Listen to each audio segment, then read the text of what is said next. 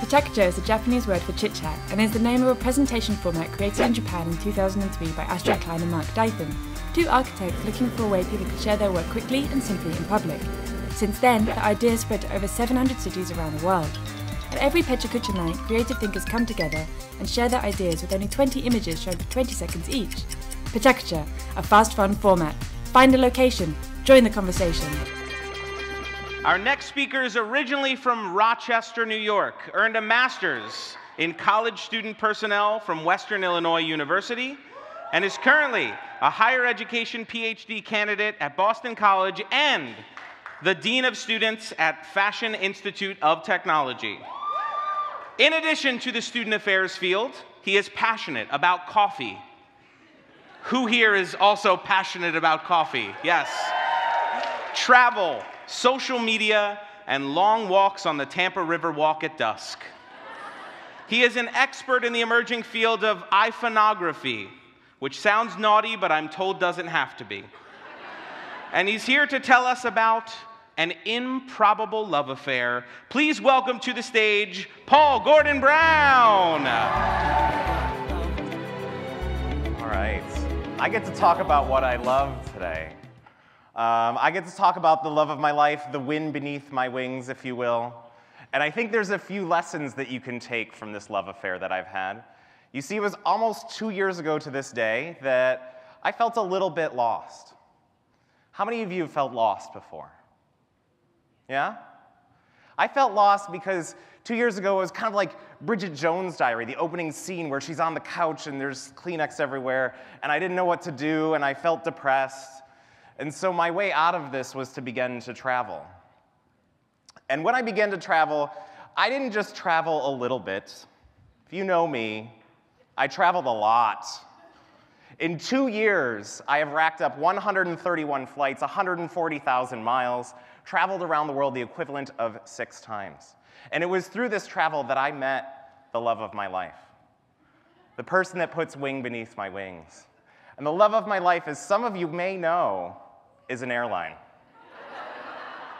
You see, it's complicated, my relationship with JetBlue.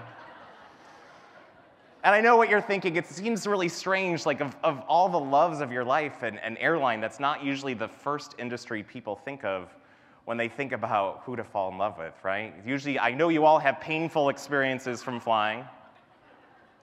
But my relationship with JetBlue began with a single tweet. You see, I was leaving from Boston, and it was the end of the day, and I was tired, and I wanted Starbucks and get on the plane and just relax. But I didn't realize I was leaving from this small gate area that basically has pre-wrapped sandwiches and maybe some stale candy. And so what do you do when you don't know what to do? You tweet about it. And tweet I did. I tweeted JetBlue and said, hey, does my frequent flyer status come with Starbucks delivery? And they were cute. They responded, no. But then I got on the plane, and as you can see maybe where this story is going, I heard something over the loudspeaker. Paul Brown, can you press that flight attendant button? And sure enough, there was my venti mocha, hand-delivered on the plane to me, with mints, just for my breath, just in case. And so it was through this is how my relationship began with JetBlue. And it taught me to create surprises. They create surprises all the time. And it reminded me that I want to create surprises for other people. You see, there's this man named Ray who's now retired, but was the former worker at Dallas-Fort Worth Airport. And I met Ray through Twitter. He'd follow my tweets, and I happened to be flying through Dallas one day. And what was waiting for me on the plane but a poster all signed by the Dallas-Fort Worth crew with all my pictures pulled from Instagram from my trip to Dallas waiting for me on the plane. And so when you meet some of these folks, when you meet people in other jobs that love what they do, it's infectious. It reminds you about how you should love what you do and love your job every day. And if you don't, then maybe you need to rethink something.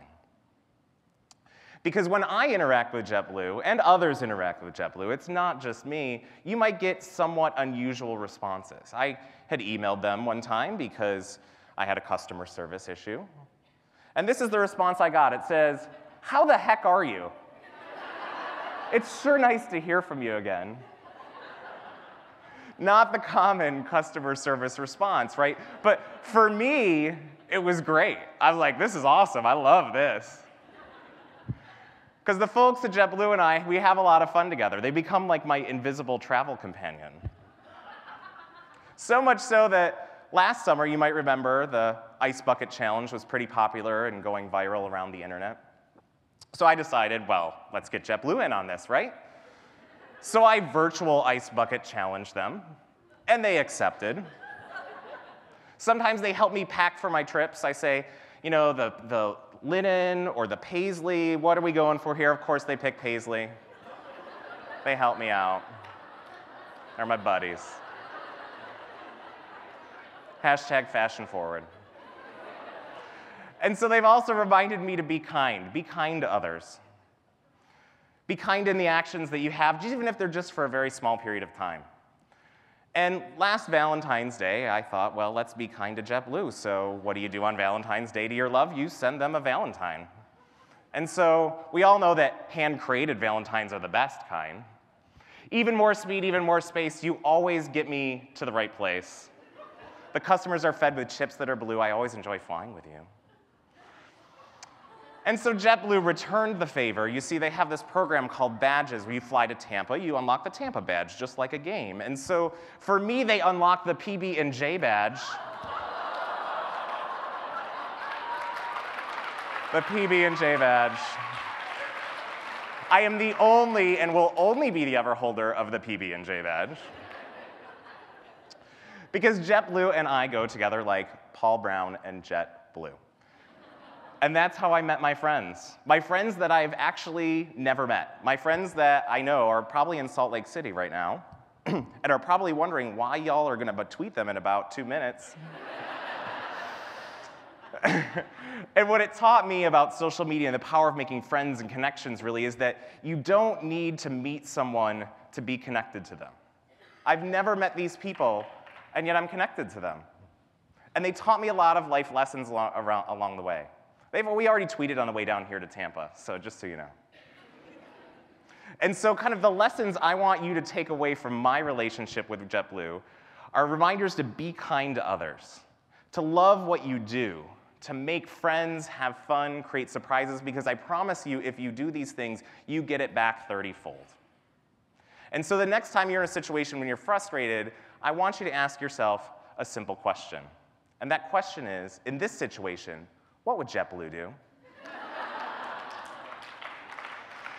Now, that is my 20th slide, but I tried to sneak a 21st in, which I did. And, oh, it doesn't even come up. The slide must stop at 20. But what I want you to do is I want you to take out your phones. I want you to fire up Twitter. I want you to write @JetBlue. And I want you to send the person on the other side of that computer just a little bit of love. Maybe a fun picture, whatever you want, but you're going to make someone's day right now that you will have never met and will give them a great surprise. Thank you.